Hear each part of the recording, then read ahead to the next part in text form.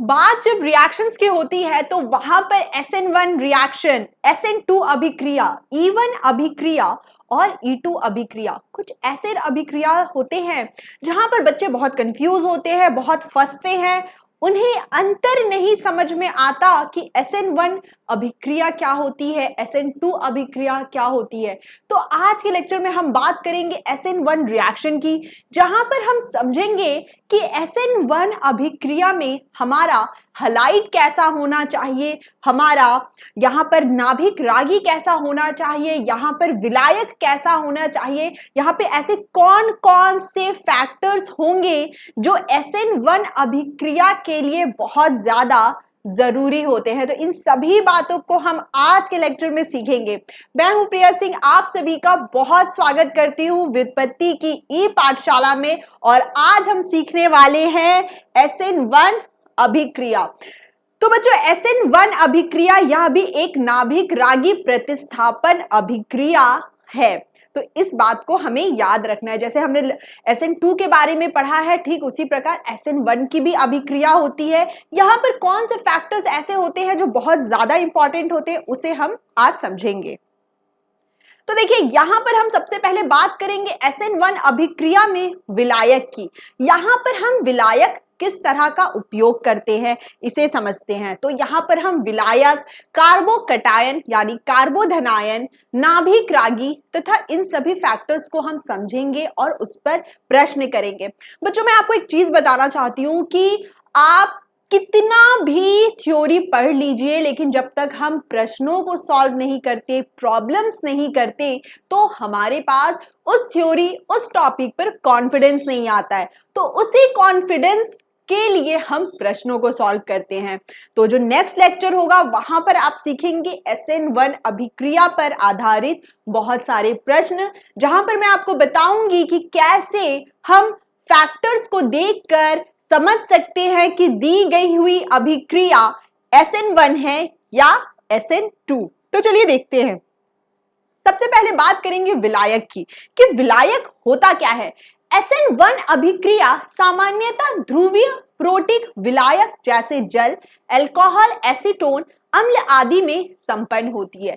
तो हम पहले विलायक के बारे में समझते हैं कि यहाँ पर विलायक क्या है। यहाँ पे अल्कोहल, एसिटिक एसिड और जल, जरा इसे समझते हैं बच्चों। देखिए, यहाँ पर हम क्या देखते हैं कि विलायक यानी जैसे जल लिया, फिर हमने जहां पर एसीटोन C2H5OH यहाँ पे अल्कोहल लिया, तो यहां पर हम क्या देखते हैं, यहां पर हम देखेंगे एसिटिक एसिड, यहां पर हम देखेंगे एसिटिक एसिड भी हम लिख लेते हैं। यहां पर हम acetic acid CH3C double bond OH। बच्चों, यहां पर आप एक चीज नोटिस करेंगे कि यहां पर ऑक्सीजन जो एक विद्युत ऋणात्मक तत्व है, उसके साथ हाइड्रोजन अटैच्ड है। यहां पर क्या देख रहे हैं कि यहां पर इसके साथ हाइड्रोजन अटैच्ड है। हम इन सभी के संरचना को देख लेते हैं। तो देखिए, यहां पर हमें क्या दिखता है कि यहां पर पॉजिटिव यानी धनावेश, यहां ऋणावेश और यहां भी हमें ऋणावेश मिलता है। ठीक इसी प्रकार अगर हम इसे देखें C2H5O और यहाँ H, तो यहाँ पर हमें मिलेगा नेगेटिव चार्ज और यहाँ पे मिलेगा हमें आंशिक धनावेश। ठीक इसी प्रकार अगर हम यहाँ पे एसिटिक एसिड की बात करते हैं, तो हम यहाँ पर भी देखते हैं कि यहाँ पर आंशिक ऋणावेश और यहाँ पर आंशिक धनावेश। मतलब यहाँ पर जो भी विलायक हमने यूज किया है, जो भी सॉल्वेंट हमने यूज किया है, यहाँ पर हम देख सकते हैं कि वह प्रोटिक विलायक है। प्रोटिक विलायक क्या होता है? प्रोटिक विलायक जिसमें कोई बहुत ज्यादा विद्युत ऋणात्मक तत्व हाइड्रोजन के साथ अटैच्ड हो या उसका आबंध हो।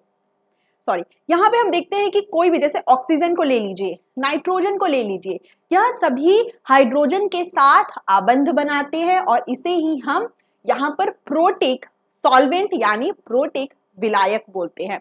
क्यों हमने इसे ध्रुवीय प्रोटिक बोला? ध्रुवीय प्रोटिक का अर्थ होता है, जैसा कि हम देख रहे हैं, ध्रुवीय प्रोटिक का अर्थ होता है कि यहाँ पर ऑक्सीजन के ऊपर आंशिक ऋणावेश और हाइड्रोजन के ऊपर आंशिक धनावेश आया है।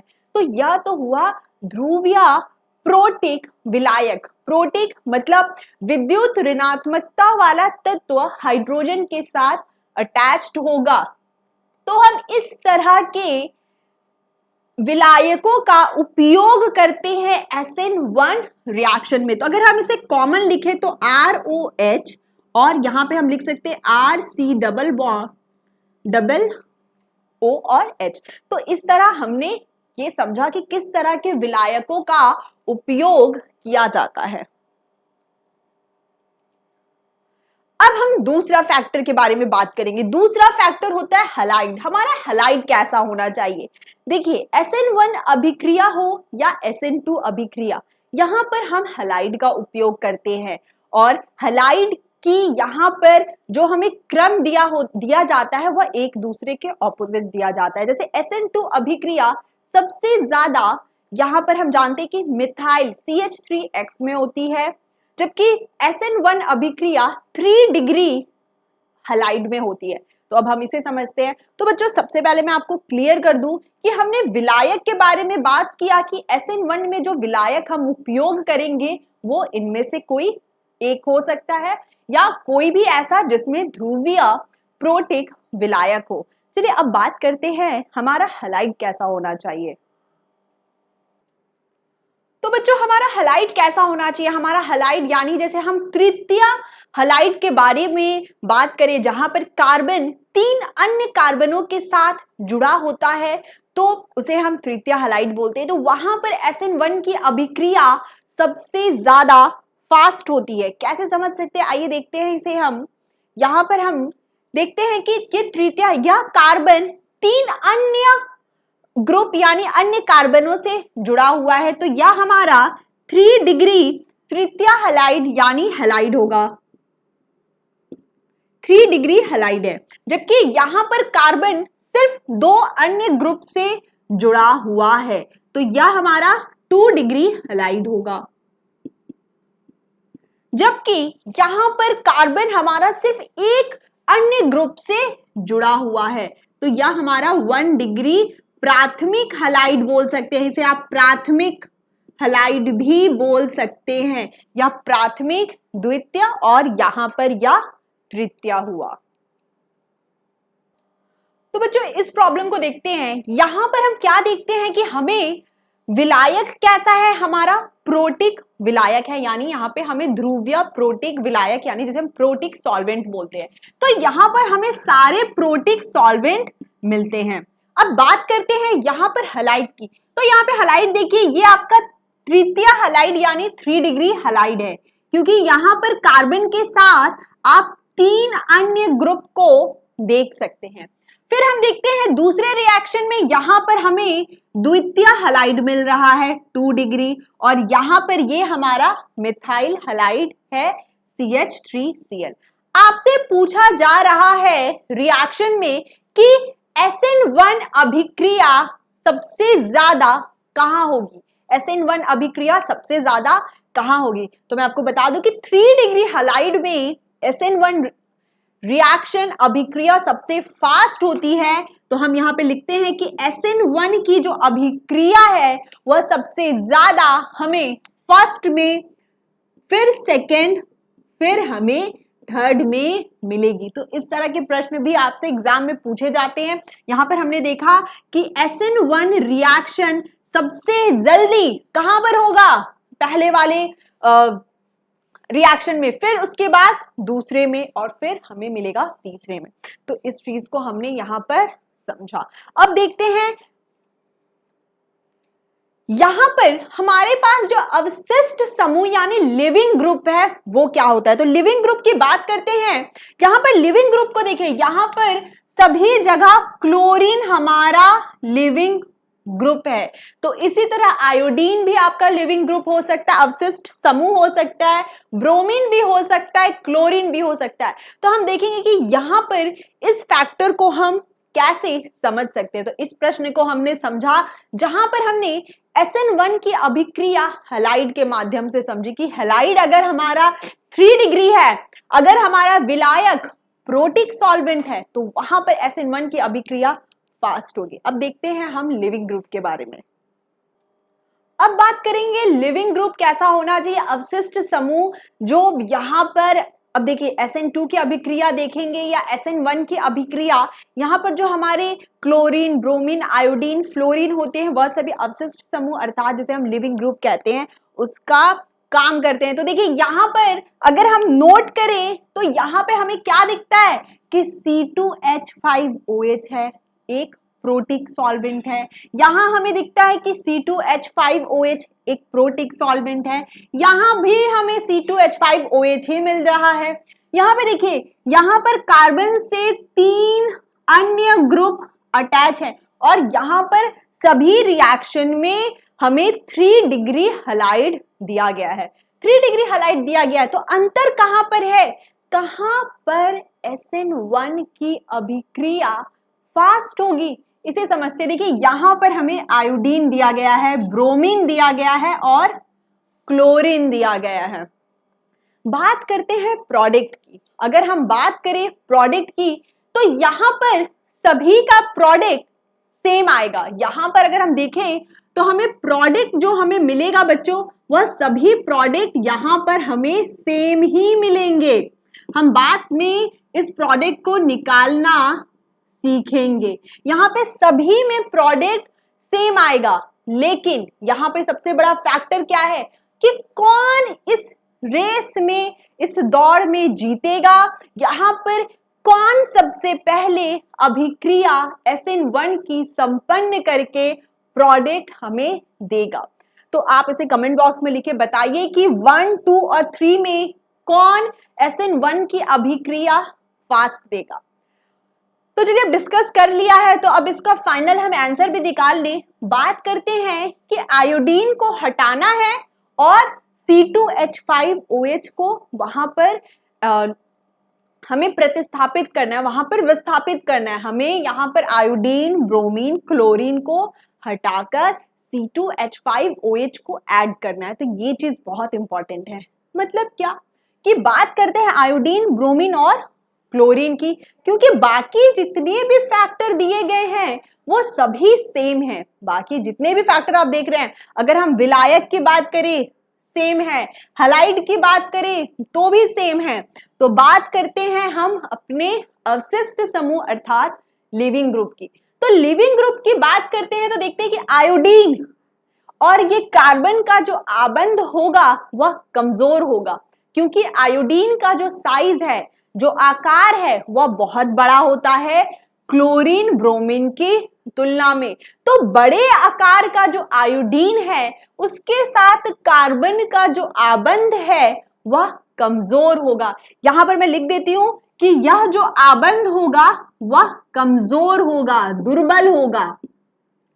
तो जल्दी से आयोडीन टूटकर चला जाएगा। आयोडीन टूटकर जाएगा तभी तो वो C2H5OH वहां पर आएगा। इट मीन्स कि यहां पर अगर SN1 अभिक्रिया की बात करें तो यहां भी हम देखेंगे कि फर्स्ट वाली रिएक्शन सबसे जल्दी SN1 अभिक्रिया शो करेगी। तो इसी चीज को हमने समझा कि SN1 अभिक्रिया सबसे ज्यादा 1 में, फिर 2 में, फिर 3 में आएगी, क्योंकि आयोडीन का आकार बड़ा होने के कारण वह जल्दी से छोड़कर उसे चला जाएगा। आकार की बात करें तो देखते हैं फ्लोरीन, क्लोरीन, ब्रोमीन और आयोडीन। और हम जब पीरियोडिक टेबल में नीचे की ओर आते हैं तो आकार बड़ा होता है। आकार बड़ा है तो यह आबंध कमजोर होगा, क्योंकि बड़े साइज का आयोडीन एक छोटे साइज के कार्बन के साथ बॉन्ड बनाया है। तो यहां पर यह चीज हमें समझ में आई कि कैसे लिविंग ग्रुप काम करता है SN1 अभिक्रिया के लिए। अब बात करते हैं कि दोनों क्रिया विधि में हम देखेंगे कि एल्किल समूह के लिए हैलाइड RH की क्रियाशीलता RI में सबसे ज्यादा होती है, फिर RBr में, फिर RCl एंड फिर लास्ट में RF आता है। अब बात करेंगे हम नाभिक स्नेही की। बात करेंगे नाभिक स्नेही अर्थात नाभिक रागी की। तो नाभिक स्नेही और नाभिक रागी 2 प्रकार के होते हैं, दुर्बल और प्रबल, स्ट्रॉन्ग एंड वीक। तो यहाँ पर हम किस तरह के न्यूक्लियोफाइल, स्ट्रॉन्ग न्यूक्लियोफाइल या वीक न्यूक्लियोफाइल में हम किसका चयन करेंगे और हम कैसे समझेंगे कि SN1 अभिक्रिया में हमें दुर्बल नाभिक रागी की जरूरत है या प्रबल नाभिक रागी की। तो इस चीज को भी आइए हम समझते हैं। तो बच्चों देखिए यहाँ पे देखिए हम लिखते हैं दुर्बल नाभिक रागी और यहां पर हम लिखते हैं प्रबल नाभिक रागी। अब देखिए दुर्बल नाभिक रागी का उपयोग हम SN1 अभिक्रिया में करते हैं और प्रबल का उपयोग हम SN2 और E2 की अभिक्रिया में करते हैं। तो इस बात को हमें समझना है। दुर्बल में जैसे हम बात कर लेते हैं C2H5OH की और प्रबल में हम क्या देखेंगे C2H5O-। यहां पर इस चीज को समझना जरूरी है कि C2H5OH हमारा एक कमजोर नाभिक रागी है और प्रबल में C2H5O-। यहां पे अगर जल की बात करें तो यह हमें दुर्बल नाभिक रागी में मिलेगा और OH- हमें प्रबल में मिलेगा। ठीक इसी प्रकार अगर हम ROH की बात करते हैं तो यहां पर RO- होगा। यहां पर हम देखेंगे RC+O OH हमें दुर्बल में मिलेगा और RC+O- प्रबल नाभिक रागी होता है। तो बच्चों हमने यहाँ पे क्या समझा कि हमें SN1 रिएक्शन में, हमें SN1 अभिक्रिया में सिर्फ और सिर्फ दुर्बल नाभिक रागी का उपयोग करना है। तो ये बहुत ही जरूरी है। तो नाभिक स्नेही की बात करें या नाभिक रागी की, तो हम यहां पर देखेंगे कि हम उस नाभिक रागी का उपयोग करेंगे जो दुर्बल होगा। तो आइए एक प्रश्न देखते हैं। नाभिक रागी में हमने बात किया कि हम दुर्बल नाभिक रागी का उपयोग SN1 अभिक्रिया में करते हैं। अब हम देखते हैं कुछ प्रश्न। तो देखिए यहाँ पर हमने प्रश्न में आपको यहाँ पर दिया है कि यहाँ पर जो हमें हलाइड है यह सभी 3 डिग्री हलाइड है। यहाँ पर कार्बन 3 यह ग्रुप और ये ग्रुप बिल्कुल सिमिलर है, बहुत ही पूरी तरह से यहाँ पर यह सेम है। यहाँ पे लिविंग ग्रुप की बात कर लेते हैं तो लिविंग ग्रुप भी सेम है, क्लोरीन है। लेकिन यहाँ पर हमारा नाभिक रागी यहाँ पर हमें पहचानना है। तो यहाँ पर जो नाभिक रागी दुर्बल होगा वह SN1 अभिक्रिया देगा। तो यहाँ पर हमें मिलेगा SN1 रिएक्शन, यहाँ पर हमें SN1 रिएक्शन मिलेगी और यहाँ पर हमें मिलेगा E2 अभिक्रिया। अभी हमने E2 अभिक्रिया नहीं पढ़ा है लेकिन यहाँ पर हमें E2 रिएक्शन मिलेगी। यहां पर हमें E2 की अभिक्रिया, जिसे हम एलिमिनेशन रिएक्शन बोलते हैं, हमें E2 की अभिक्रिया मिलेगी। अब देखते हैं आगे। तो बच्चों अब यहां पर हम बात करेंगे मैकेनिज्म की कि यहां पर जो SN1 का मैकेनिज्म होता है वो कैसा होता है। तो अब बात करते हैं मैकेनिज्म की। SN1 रिएक्शन, SN1 अभिक्रिया 2 चरणों में होती है। पहले चरण में कार्बोकटायन बनता है और दूसरे चरण में नाभिक स्नेही कार्बोकटायन पर आक्रमण करता है। तो ये चीजें हमें समझनी है। तो यह 2 चरण हम देखेंगे कि कैसे किया जाता है, पर पहले हम यहाँ पे देखते हैं कि यहाँ पर 3 degree butyl bromide hydroxide ion के मध्य अभिक्रिया करता है और यहाँ पर प्रथम कोटि यानी SN1 अभिक्रिया होती है और यहाँ पर हमें फाइनल प्रोडक्ट यहाँ पर हमें ये मिलता है। तो बच्चों यहाँ पे OH- दिया है लेकिन आप उसे जल समझ सकते हैं। तो यहाँ पर ये चीजें हम समझेंगे, वहां पर आप जल का उपयोग करिएगा। तो इस चीज को हम यहाँ पे लिखते हैं कि यहाँ पर बोलना चाहता है कि SN1 अभिक्रिया जब होगी तो यहाँ पर हमने एक उदाहरण लिया है, यह हमें 3 डिग्री हलाइड देता है। यह 3 डिग्री हलाइड है। जब इसमें जल ने अभिक्रिया की तो हमें जो प्रोडक्ट मिला वो हमें मिलेगा CH3, यहाँ पर हो जाएगा OH और प्लस यहाँ पर आपको मिल जाएगा HBr। तो यह SN1 अभिक्रिया है। अब हम देखेंगे कि इस रिएक्शन को हम कैसे करते हैं, यहाँ पर कौन कौन से स्टेप इन्वॉल्व होते हैं। जब SN1 की अभिक्रिया होती है तो हम देखते हैं कि वहां अभिक्रिया 2 चरणों में, 2 स्टेप्स में कंप्लीट होती है।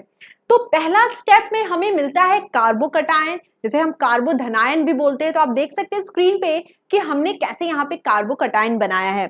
अब हम देखेंगे रिएक्शन को खुद से करके। अब मैं आपको यहाँ पे एक बहुत इंपॉर्टेंट चीज बता देती हूँ कि SN2 अभिक्रिया में जो हमारा प्रोडक्ट होता है वह सिर्फ एक होता है, उसकी संख्या 1 होती है। मतलब वहां पर हम क्या देखते हैं कि यहाँ ब्रोमीन, आप अगर इस ब्लैक मार्कर को ब्रोमीन मानते हैं तो यहाँ पे हम देखते हैं कि जब अटैक होता है तो ब्रोमीन निकलता है और पीछे से आक्रमण होता है। पीछे से आक्रमण होने के कारण अगर ब्रोमीन इधर से निकलता है तो यहाँ पर वह जो इनकमिंग न्यूक्लियोफाइल, इनकमिंग नाभिक रागी होता है वह जुड़ता है। वहां पे प्रोडक्ट की संख्या 1 होती है। जबकि SN1 अभिक्रिया में हम क्या देखते हैं कि प्रोडक्ट यहाँ पे हमें 2 मिलता है। तो यहाँ पे 2 प्रोडक्ट कैसे मिलता है उसे समझना बहुत ज्यादा जरूरी है। तो देखिए यहाँ पर हम बात करेंगे स्टेप 1 की। तो सबसे पहले हम अपने हलाइड को लेंगे। हलाइड क्या करेगा, इस लिविंग ग्रुप को बाहर निकाल देगा। यहाँ पर हम क्या देखते हैं कि हलाइड का जो हाइब्रिडाइजेशन है, जिसे हम संकरण बोलते हैं, वह sp3 है।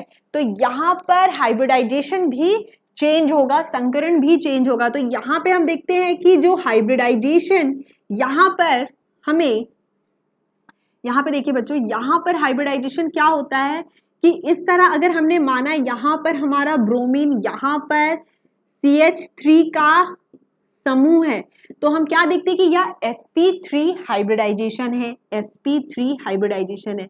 जब ब्रोमीन का ग्रुप निकल के जाएगा, बाहर जाएगा, यहाँ पर ब्रोमीन निकलेगा, यहाँ पे ब्रोमीन निकलेगा, तो यहाँ पर हम देखेंगे कि कार्बोकटायन बनेगा। यहाँ पर हमें क्या मिलेगा, यहाँ पर हमें मिलेगा कार्बोकटायन और इसका संकरण होगा sp2। यहाँ पर यह होगा sp2 हाइब्रिडाइजेशन, मतलब एक p कक्षक खाली है, sp3 है। कार्बन के पास कोई d कक्षक नहीं होता, इसके पास 3 p कक्षक होते हैं। जैसे कि आप जानते हैं कि यहाँ पर s कक्षक है और 3 p कक्षक है, और कार्बन के पास कोई भी d कक्षक नहीं होता। यहाँ पर sp2 हाइब्रिडाइजेशन अर्थात sp2 संकरण हमें यह बताता है कि एक p कक्षक खाली है, एक p कक्षक खाली है। यहाँ पे हम लिखते हैं एक p कक्षक, यहाँ पर हमें वह मिलेगा खाली, 1 p कक्षक यहाँ पर खाली है, खाली है। तो उस 1 p कक्षक को हम कैसे दिखाते हैं, आइए देखते हैं। उस 1 p कक्षक जो खाली है, हम जानते हैं कि p कक्षक की आकृति इस प्रकार की होती है, इस प्रकार की होती है। देखिए बच्चों, यहाँ पर हम क्या समझते हैं कि जब ब्रोमीन जाएगा, ब्रोमीन माइनस बनकर, तो यहाँ पर कार्बोकटायन बन जाएगा और एक p कक्षक खाली है, और ये कौन है, वही p कक्षक है। तो देखिए यहाँ पर हम इस रिएक्शन को देखेंगे। आपने देखा कि स्टेप 1 में हम देखते हैं कि कार्बोकटायन बनता है। देखिए यहाँ पे p कक्षक खाली है, तो p कक्षक की आकृति इस प्रकार की होती है। तो यहाँ पर आपको स्ट्रक्चर में p कक्षक की आकृति हमें दिखाई दे रही है। स्टेप 2 में जाएंगे। स्टेप 2 में हमें यहाँ पर प्रोडक्ट बनाना है। अब हम बात करेंगे प्रोडक्ट की कि प्रोडक्ट कैसे बनेगा। तो कार्बोकटायन बनने के बाद जो हाइब्रिडाइजेशन अर्थात संकरण होता है वह sp2 हाइब्रिडाइजेशन होता है, जो कि हमने देखा। तो sp2 हाइब्रिडाइजेशन हुआ और एक p कक्षक खाली है। तो बच्चों यहाँ पर जो हमें आकृति मिल रही है उसे हम प्लेनर आकृति बोलते हैं। तो वह जो आकृति होती है आप देख सकते हैं बिल्कुल इस प्रकार की होती है, वह बिल्कुल एक ट्रायंगल की भांति होती है, इस प्रकार की होती है। जैसे यहाँ पर आप देख सकते हैं कि वह इस प्रकार की एक आकृति है। यहाँ पर आप देखिए बच्चों, यहाँ पर हमें क्या दिखता है, यह इस प्रकार की एक आकृति है। आप इस तरह से देख सकते हैं कि यह इस प्रकार की आकृति है, बिल्कुल ट्रायंगल जैसी, त्रिभुज के आकार की आकृति है। और यहाँ पर हम देखते हैं कि p कक्षक खाली है। यहाँ पे देखिए इसे इस तरह देखिए, यहाँ पर p कक्षक खाली है। तो अब जब पी कक्षक खाली है और दोनों ही यहाँ पर जो लोब्स हैं, यहाँ पर ये जो लोब्स हैं, यहाँ पे जिसे हम पालियां बोलते हैं वह भी है। तो यहाँ पे जो लोब्स हमें दिखाई दे रहे हैं, यहाँ पर आपको जो ये लोब्स दिखाई दे रहे हैं जिसे हम पालियां कहते हैं वह खाली है, एक पी कक्षक खाली है। अब जब जल आएगा आक्रमण करने, अब जल आएगा आक्रमण करने तो ये भी पॉसिबल है कि वह आक्रमण इस यहाँ वाले लोब पे करे और ये भी पॉसिबल है कि आक्रमण वो इस वाले लोब पर करे, क्योंकि आकृति तो बिल्कुल त्रिभुज के समान है और यहाँ पर यह बिल्कुल प्लेनर स्ट्रक्चर है। तो यहाँ पर हमें मिलेगा दो प्रोडक्ट। तो अब देखते हैं कि दो प्रोडक्ट कैसे बनेंगे। एक बार यहाँ पर अटैक होगा इस लोब पे और दूसरी बार इस लोब पे, तो दो यहाँ पे प्रोडक्ट पॉसिबल हैं। तो क्लास यहाँ पर हम क्या देखते हैं कि जब अवशिष्ट समूह लिविंग ग्रुप जाता है तो कार्बोकटायन बनता है, कार्बोकटायन बन गया। तो यहाँ पे प्रोडक्ट में क्या हम देखेंगे, क्योंकि एक पी कक्षक खाली है, दोनों तरफ यहाँ पे हमें लोब्स जिसे हम पालिया कहते हैं वो दिखाई दे रहा है। तो देखिए जब ब्रोमीन जाएगा तो यहीं पर पी कक्षक आएगा, जो पी कक्षक खाली पी कक्षक होता है।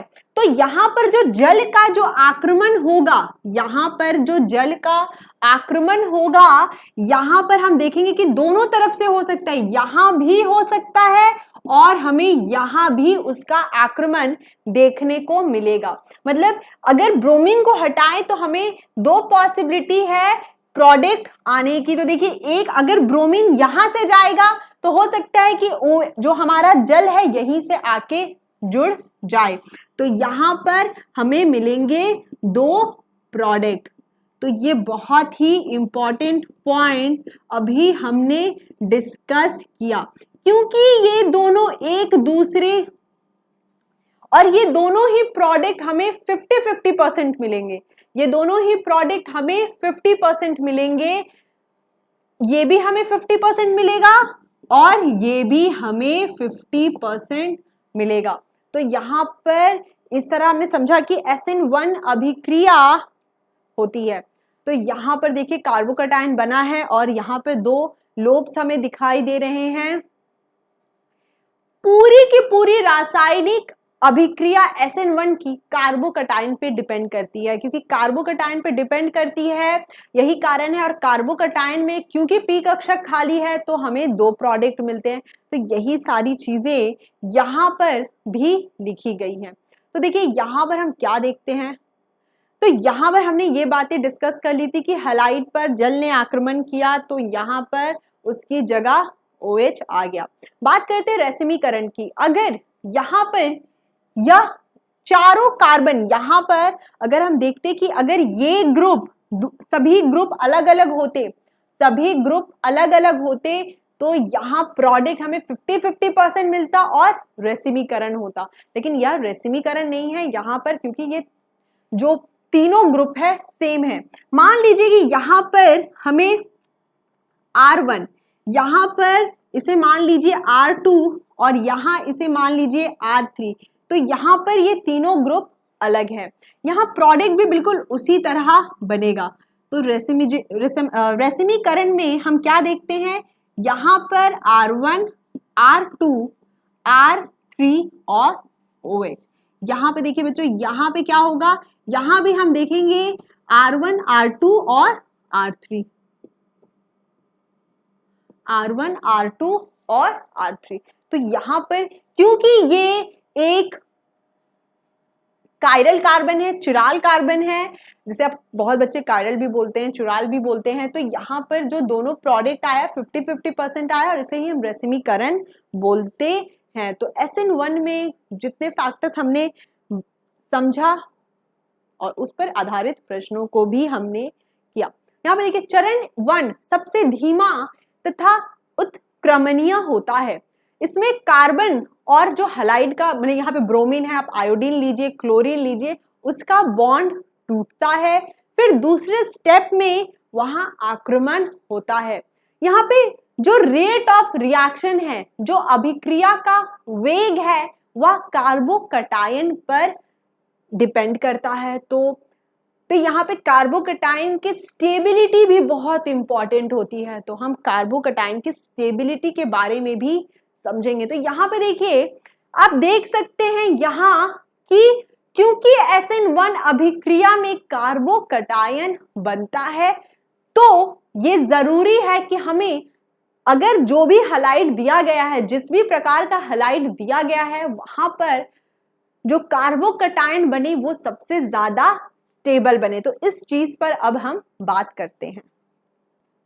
बच्चों, अब हम क्वेश्चन देखेंगे और समझेंगे कि कैसे SN1 अभिक्रिया यहाँ होगी। देखिए यहाँ पे हमें क्या दिखता है, 1 डिग्री हैलाइड है। यहाँ पे कौन सा हैलाइड है, प्राथमिक हैलाइड है, ब्रोमीन है, C2H5OH यानी प्रोटिक सॉल्वेंट है, प्रोटिक विलायक है। स्टेप 1 में हम क्या देखते हैं कि स्टेप 1 में हम देखेंगे कि CH यहाँ पे कार्बन और ब्रोमीन के बीच का आबंध टूटेगा। यहाँ पर कार्बन और इस ब्रोमीन के बीच का आबंध टूटेगा, तो टूटेगा तो यहाँ पर हमें मिलेगा कार्बोकैटायन। तो यहाँ कार्बोकैटायन हम देखते हैं, तो यहाँ हमें मिला कार्बोकैटायन। अब देखिए यह जो कार्बोकैटायन है वह 1 डिग्री है, 1 डिग्री कार्बोकैटायन है। देखिए यहाँ पे हमने लिख दिया 1 डिग्री। क्या यहाँ पॉसिबिलिटी है कि 3 डिग्री हो जाए? क्या पॉसिबिलिटी है 3 डिग्री कार्बोकैटायन की? तो कैसे होगा? अगर हम इस मिथाइल ग्रुप को, मान लीजिए बच्चों यहाँ पर हमने हाइड्रोजन ले लिया, यहाँ पर हम हाइड्रोजन ले लेते हैं, मान लीजिए कि यहाँ पे हमने हाइड्रोजन ले लिया। अब जरा सोच के बताइए कि यहाँ पर क्या 3 डिग्री यानी 3 तृतीयक हैलाइड, तृतीयक कार्बोकैटायन की पॉसिबिलिटी है? जरूर है। कैसे? अब देखिए अगर इस हाइड्रोजन को उठाकर हम यहाँ लेकर आ गए तो हमें 3 डिग्री हैलाइड मिल सकता है। अब बच्चे बोलेंगे कि मैम यहाँ पे इस CH3 ग्रुप को क्यों नहीं हटाया, CH3 ग्रुप को हटाकर यहाँ ले आइए। नहीं, क्योंकि अगर CH3 ग्रुप को हम हटाएंगे तो हमें 2 डिग्री हैलाइड मिलेगा, जबकि यहाँ अगर इस हम हाइड्रोजन को ट्रांसफर करेंगे, स्थानांतरित करेंगे, तो हमें 3 डिग्री हैलाइड मिलेगा। तो यहाँ पे हम H- शिफ्ट करेंगे, इसे हम क्या बोलते हैं बच्चों, H- हाइड्राइड शिफ्ट। H- का स्थानांतरण हम करेंगे, तो स्थानांतरण करने के बाद हमें यहाँ पर क्या दिखेगा, यहाँ पर आ जाएगा कार्बोकैटायन और यहाँ पर वह हाइड्रोजन आके इस कार्बन के साथ जुड़ जाएगा। जुड़ने के बाद आप इसे ऐसे भी लिख सकते हैं डायरेक्ट, यहाँ पे से आप CH3 लिख दीजिए। तो हम यहाँ पे क्या देख रहे हैं, 3 डिग्री तृतीय हैलाइड है, 3 डिग्री तृतीय कार्बोकैटायन है। तो यहाँ पे 3 डिग्री कार्बोकैटायन है। अब स्टार्ट होगा स्टेप 2, अब स्टार्ट होगा स्टेप 2 और यहाँ पर C2H5OH, यहाँ पे हमें फिर से हमें 2 प्रोडक्ट देंगे, वो प्रोडक्ट हम यहाँ पे लिख देते हैं CH3, यहाँ पे लिख दीजिए CH3, यहाँ पे O C2H5CH3, यहाँ पे हमने ये प्रोडक्ट लिखा, प्लस यहाँ पे वैसे ही आप दूसरा प्रोडक्ट भी लिख सकते हैं, मतलब फाइनल प्रोडक्ट हमारा ये होगा। यहाँ पर बहुत बच्चे क्या करेंगे, ब्रोमीन हटाकर यहाँ पर डायरेक्ट OC2H5 लिख देंगे, जो कि गलत होगा। यहाँ पे देखिए बहुत बच्चे ऐसी गलती करते हैं और ये हमारा प्रोडक्ट नहीं होगा। यहाँ पे देखिए CH2OC2H5 हमारा प्रोडक्ट नहीं होगा। हमारा प्रोडक्ट कौन होगा, जो सबसे ज्यादा स्टेबल कार्बोकैटायन है, ये सबसे ज्यादा स्टेबल है, सबसे ज्यादा स्थायी है, वहां पर ये प्रोडक्ट हमें फाइनल में मिलेगा।